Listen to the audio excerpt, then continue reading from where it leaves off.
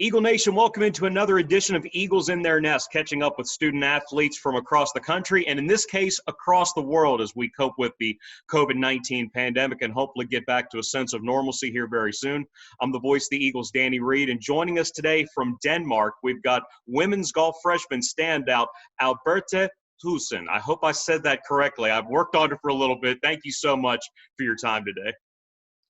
No problem. It's a pleasure. Okay, 6 time zones away, coming to Statesboro, Georgia. How did that happen? Well, I knew I wanted to play college golf, and then I got in contact with some different coaches, and eventually went on a visit where I visited some different places. And Statesboro just really stood out to me, and in the school, and most of all the team and the values and especially the facilities and the climate. So I'm so happy that I ended up in Statesboro. Yeah. Had you visited anywhere else in the United States before you decided that you wanted to come to college this way? I've only ever visited New York City before I came, and that was like a week with my family, very touristy.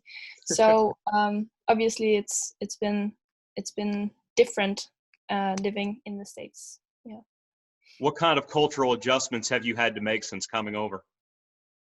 I think the biggest thing is that I don't mean to sound rude, but Americans are very open, and that's a good thing. And I really enjoyed that. But I really had to make an adjustment in, I had to say, "How are you?" or "I'm good," and you just have to do that with strangers all the time. And in the beginning, I felt that was so weird because normally we don't really do that back home. So that was the biggest thing, I think. Now, of course, your natural language would be Danish. When did you learn to speak English as well as you have? I think I started learning English in, 4th grade, maybe 3rd grade. We start pretty early on here because obviously Danish is a really small language, so you kind of have to learn English. So yeah, that's where I started. The golfing credentials jump off the page. Remember, the Danish national team, one of the top amateur players in the country, and then you had immediate success coming over to Georgia Southern, top 10 finishes in 4 out of 6 events before COVID-19 shut things down. Where did you find that you could have success over here so quickly?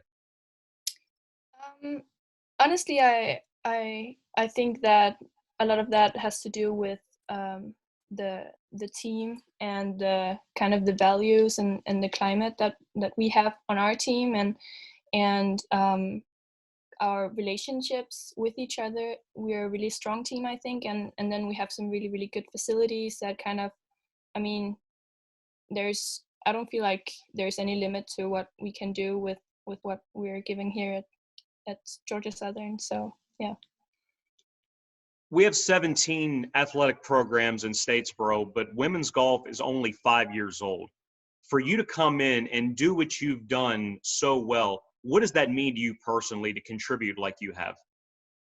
I think it means a lot. And I mean that because I already feel very attached to the program and to the school, and I really do want to, obviously I want to do good, but I also want to do good for the team, and I want to do good for the program. So I think that the fact that we've been able to kind of come together and help each other as teammates and as a program, I think that has been really special. All right. How specifically does Statesboro, Georgia compare to Farum, Denmark? It's very different, and most of all, the climate is very different, and I already miss it a lot, I will say, because it is pretty cold still here in Denmark. But to me, it's kind of 2 different worlds. So it's been interesting kind of moving so far away and learning what that's all about. Yeah. You've been back in your home country for right around a month now. I know the classes have shifted entirely online, and for someone who just started the college experience, what has that shift been like for you? It's been hard. I'm not gonna lie. It's been and also most of all, I think it's just been kind of disappointing to have our season end so early and right before we were supposed to play a lot of important tournaments and we were supposed to do really good. And I think we were in a really good place as a team. So obviously that has been sad. But I do think that I'm lucky. I have to, I'm able to stay safe here with my family and do my online classes and kind of finish what I can do. So I mean, that's all I can do right now. What kind of communication have you had with your coaches and the rest of your team since this has been going on?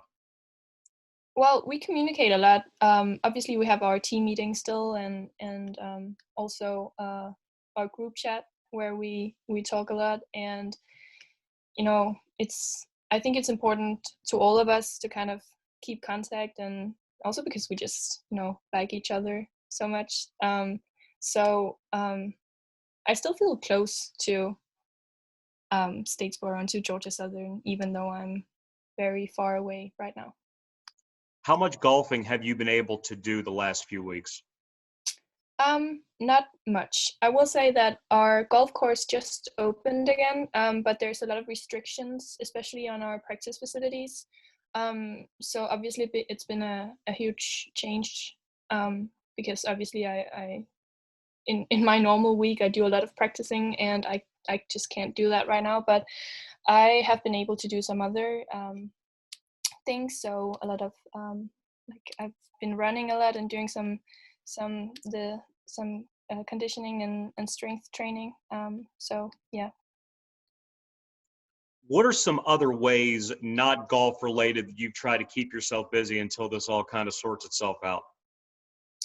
Well, obviously, I'm spending a lot of time with my family, which has been really nice, and we are going on these trips together, which is nice. And then me and my mom, we've taken up doing some puzzles, like the rest of the world, it seems, which is also pretty funny. And I've been reading some books, listening to some podcasts. Yeah.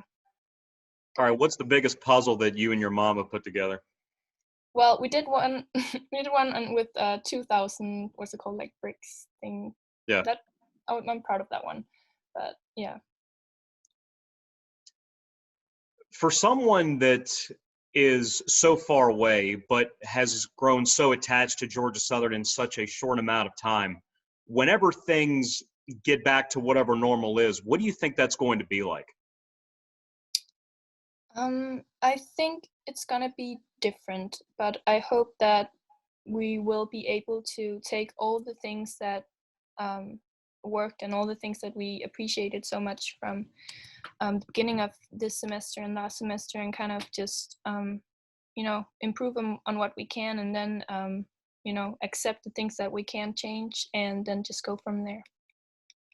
Want to close out with the state of things in your country. I know that Denmark was one of the places that was almost ahead of the curve, per se. They quarantined very early, and from what I've been reading, there's a possibility that schools could reopen very soon and some other small businesses could reopen with some restrictions. But for someone that's actually over there, describe what this has been like in your country.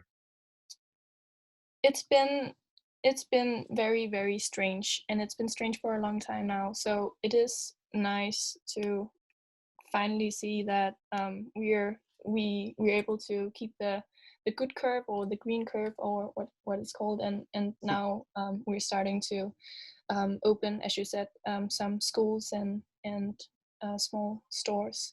So it's kind of nice to see that there is light at the end of the tunnel, and we can get through this hopefully. So that's nice.